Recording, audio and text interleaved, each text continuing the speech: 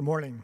I'm Dr. Larry Lenke, and I have the honor of introducing this year's Orthopedic Meritorious Award winner, Dr. Shay Bess. I have no disclosures except that I'm a big Shay Bess fan, as you'll see through this introduction.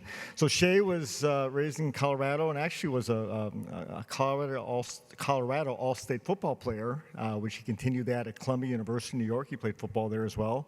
Hopkins for medical schools, and then Case Western for residency. And then we're very honored that he elected to do his spinal surgery fellowship around 20 years ago with Keith Bridwell, Dan Rue, and I at WashU in St. Louis. There's Shay and his picture of past fellows around 20 years ago, the younger Shay Bess. He's aged quite well the last 20 years. After fellowship, he went to work at the University of Utah for a few years, then San Diego Center for Spinal Disorders with Greg Mundis.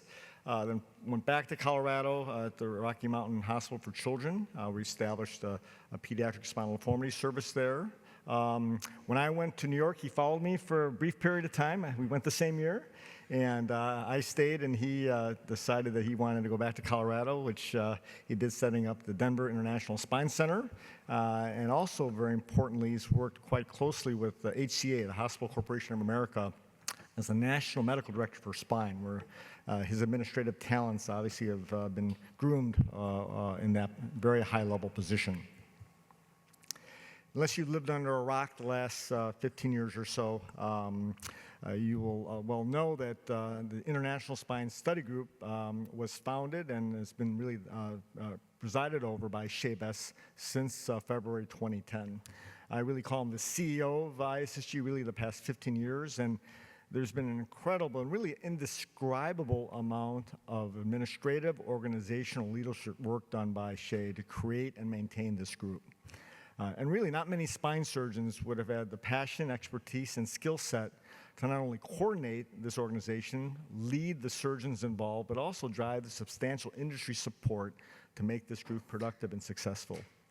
Really unique individuals. So again, ISSG includes over 50 surgeons, again, a combination of both ortho and neuro. Really, it has the largest adult spinal deformity database in the world and the most productive adult spinal deformity multi-center research program in the world, with over 550 peer-reviewed publications and over 3,000 presentations at spine societies around the world the last 15 years. And really led our field in adult deformity in many areas, including sagittal alignment, complication avoidance, frailty assessment, economic impact, outcomes assessment, and many other areas. Really has been driven by the ISSG. Here's just a brief slide showing the ISSG SRS and IMAS abstract productivity, blues being the number of abstracts submitted, red is podium presentations, at SRS, IMAS, and yellow is a poster, so quite productive and successful in a very competitive environment, I can tell you, to get a SRS or IMAS podium or poster accepted.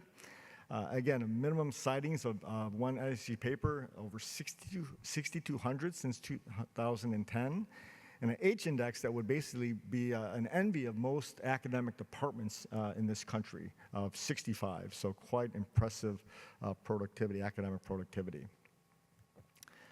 So ISSG, to me, it's incredibly successful Shay's gang.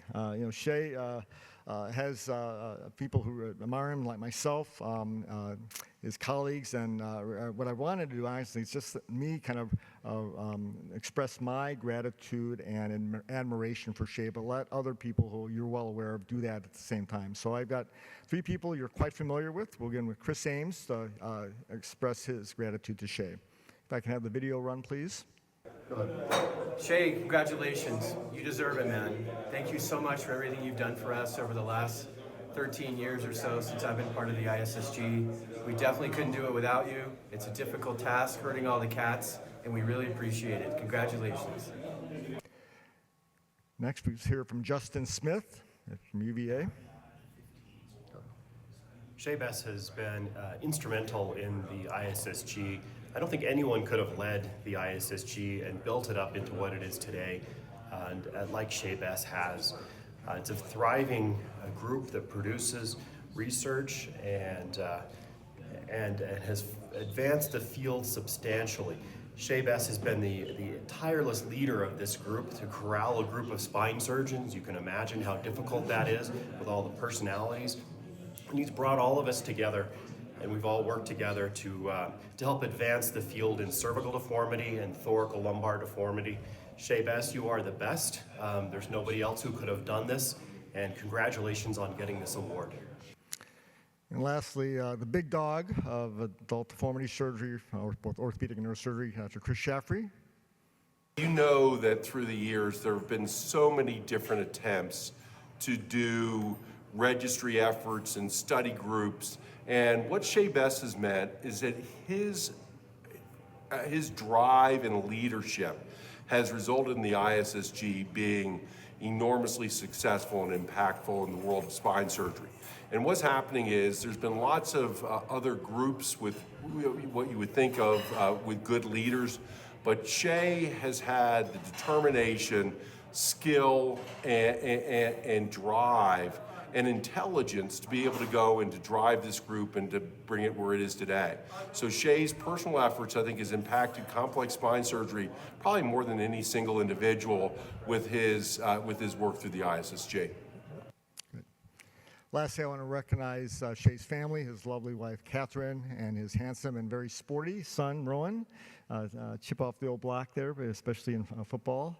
I know he's as dedicated or more dedicated to his family than is even the ISSG. So, Shay, I'm so proud to announce you as this year's Orthopedic Meritorious Award winner. Thank you so much.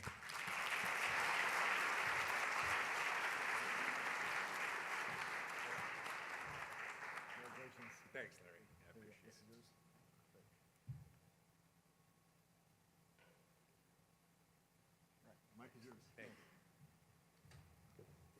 Well, thanks so much. I appreciate it. Hope I don't knock this thing off. I'll probably put it right here. Juan had asked that I speak a little bit in terms of how we got where we are through the ISSG. So here are my disclosures. And I think, first of all, I want to thank my wife, Catherine, and son, Rowan. You know, everything that I've done has been through them and through their support. The other piece also, I think, for this award, this really isn't an award for me, right? This is an award for the ISSG. And I think what the ISSG really represents is the ability for friends to collaborate together and our ability then to come together as what I believe are brilliant surgeons, researchers, as well as selfless collaborators and friends. So thank you to the Spine Summit, but more than anything, again, this is an award not for me, this is for the ISSG. So how did we get where we are right now? I think that initially our goals of the ISSG were to create a productive, influential and sustainable adult spine deformity research entity, but I think more than that, wanted to be the premier group really in the world, but then also learn from some of the mistakes and or trials and errors that some of the previous study groups had gone through. And so what we did initially was identify the information gaps that existed within adult spine deformity, and then our goal was to generate the highest quality data through prospective granular research. But then more importantly, I think that as you see from a data aspect, Juan and I were talking about this morning, is we wanted to own the data, right? And so we wanted to have unlimited full access to and use of and development for the data that we generate through our research. And then more importantly, the ISSG efforts weren't going to surround around one individual. It was going to be a group effort where we all benefit from. And then to have complete autonomy in terms of every aspect of the group, right? Decide where, when, and with who we meet, and then decide upon our own membership. It wasn't going to be a clique. It was going to be people that we wanted to work with as well as that were productive. And then really we wanted to make it fun, because in the end, if you're doing this and spending this much time, if it's not fun, clearly it's not going to be worth it. And so we found this formation in 2010, actually took out a loan and paid the attorney fees to form our 501c3, and here's our mission statement. The main aspect for the data really is how we collect it. And so what we do is we engage in prospective observational studies, and we a priori submit all of our hypotheses to the IRB. And so then as a consequence, it's either level 2 prognostic or level 3 therapeutic data. So very, very high quality data. We then upload all the data from an electronic or written CRF to a cloud, and then our database is housed on a cloud. And then we take the images from every follow-up visit and then marry the DICOM images to the adjacent CRF or electronic CRF data so that we can always go back and revisit the raw data. And again, I can't further emphasize the data is ours. It's not held by anybody else. It's owned by the foundation. We then have 4 full-time employees as well as an executive committee and then our own personal accounting and legal. And I bring this up, I'll be talking about privademics this afternoon for young surgeons, and we believe this is a sustainable and emulatable model, I think, for future researchers. And then we have a 2-tier funding structure, which also is very important. The industry society and funding entities then actually fund the research. But keep in mind, though, that we have the membership then that funds then the travel, the housing, the meals, and the hotel. And so what that means is because we're using our own funds as well as the membership spending their own money on the travel and meetings, we get to determine where we meet, when we meet, and how often we meet, which is critically important, I believe. So here's the ISSG, about 28 sites, really over 40 surgeons, as well as collaborations, which you'll see here in a moment, with the ISSG, Japan, Korea, as well as in U.S. healthcare systems. And so if you look at our workload, we meet 5 times a year. Again, I can't emphasize further that we control the budget primarily because we have the membership then pay for their own travel as well as hotels and meetings. And then we have weekly administrative meetings as well as a weekly data QA for all the sites. If you look at the workload, we had about 107 ISSG Zoom calls in 2021, and it kind of parallels that. The workload's really going to be about 100 Zoom calls per year. And then what we do is then we distribute the data, and then we run this more like a business where we then distribute the data into working groups, and that allows for several things. It allows for work synergies, but then it also then allows then for a more effective workflow because we'll focus on cervical one morning, and then we'll do benchmarking, and then we'll do CADS, for example, which is a complex open thoracolumbar study that Larry's leading, and so on and so forth, which then allows a more effective way for us to then manage the data as well as to be productive. And so the question then is why, if you were a member, why would you tolerate this? Why would you tolerate 5 in-person meetings that you're meeting in person per year that you're paying for, 100 Zoom calls, paying it for yourself, as well as this constant scrutiny, because then I then call the sites to make sure that the data is actually clean. And I think there's another piece also. We've been very productive from a research standpoint, but what the populace doesn't see is that we review all our own abstracts internally, and really about 1/3 of abstracts that are generated by us are rejected before they even go out. So somebody may work 6 months, 8 months, and then only to have their abstract actually rejected by the group and then worked upon next year. The question is then, why does everybody comply with this? Well, we give them a lot of wine, but then also the question is that we have incredible research productivity, and Larry showed this. We average about 70 abstracts per year. Again, this is us at NASS, and we went through these publications at Larry with an H-index really about 65, which is greater than most of the departments across the country this year. And so what we think we've created here then through the ISSG likely is a new concept of academic medicine. And so what we've been able to do now is to leverage this independent entity then and use new technology for data capture, data repository, as well as use that technology then for a regular meeting cadence, which then gives us probably a more superior entity because we're much more nimble because we own every aspect of the entity. We'll have a greater number of cases and collaborators as well then as a greater diversity of cases and collaborators as well as complete ownership of our data. So if you look at us in the future, where are we going? Beyond research, we are engaging now into young physician training, and we have an ISSG annual meeting. Here is the website. It's going to be held this year in Las Vegas, where there's going to be a combination of faculty and resident presentations as well as cadaveric courses.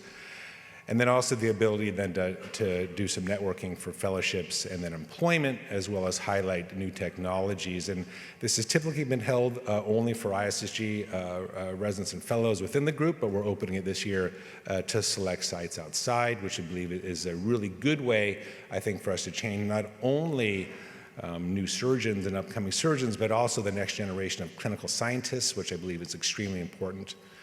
We also have a traveling fellowship, which we've engaged in this year. We were our first fellow last year, where we allow between 2 and 3 young surgeons to travel to select ISSG sites. They get to choose the site as well as their own agenda. And then we're engaging now with the ESSG as well as with the Indian Spine Society and some select sites within Tokyo and Korea to create a multicultural outcomes assessment tool. I think we're all cognizant that the ASD assessment tools currently are very limited, and so hoping then to create an app-based assessment tool for adult spine deformity that then will be able to be used in multi-different cultures. And then finally, we've collaborated with the FDA and multiple other entities in terms of needs for regulatory notifying bodies. So clearly the true secret of the ISSG not only is all the wine that we drink at the meetings, although now I've moved more to mezcal and tequila, which we can probably drink some tonight if you'd like to, but then I think really what the ISSG represents is an evolution then in terms of research as well as academic medicine, right? Using technology for data capture and analytics, and I believe, again, if we're using these meetings not to promote the things that we do and improve outcomes, but also then foster a new generation and the upcoming generations of clinical scientists, we believe wholeheartedly this is a viable model, and we're more than happy to help collaborate with the young surgeons as well on this. Again, the clinical aspects to the ISSG success, I cannot stress more: friendships as well as mutual respect, as well as the focus of the group success, not the individual, right? Which has led to a collaborative intelligence that we all share, and it's given us autonomy in all aspects of the group. And I think the future of the ISSG, clearly it's going to be data collection, data use, as well as training future surgeons. Thanks so much.